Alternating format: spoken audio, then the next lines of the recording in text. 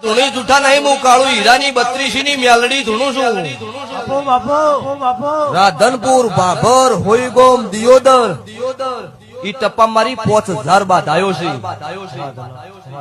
તમારા ડોક્ટર અને તમારા જેટલા નેતાઓ હોય એટલા બધા લાવો ને દુઃખ બંધ કરો 5 મિનિટ માટે, તો મને ખબર પડે કે હું દુનિયામાં દેરું જૂઠું છું.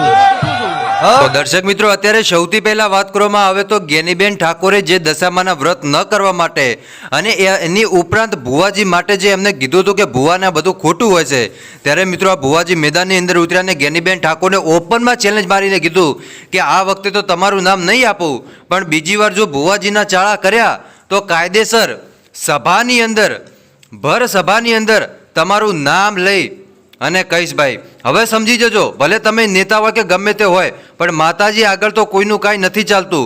તમે શું મોટા નેતા બની ગયા તો તમે માતાજીની સામે પડ્યા? અલ્યા ભાઈ, માતાજીની સામે કોઈ નથી પડતું. અને આ જ્ઞાનીબેન ઠાકોર કઈ રીતે માતાજીની સામે પડી ગયા?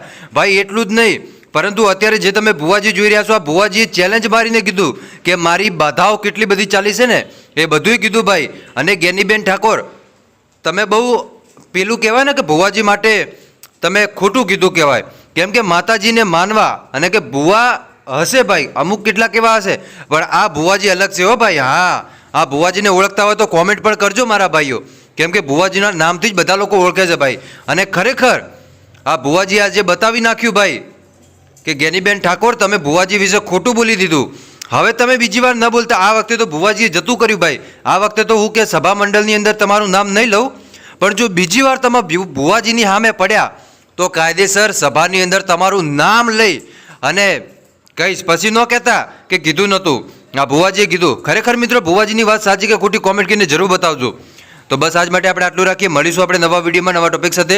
ત્યાં સુધી બધાને જય માતાજી, જય દ્વારકાધીશ. આગળ પણ આવનાર સપોર્ટ કરતા રહેજો. ધન્યવાદ.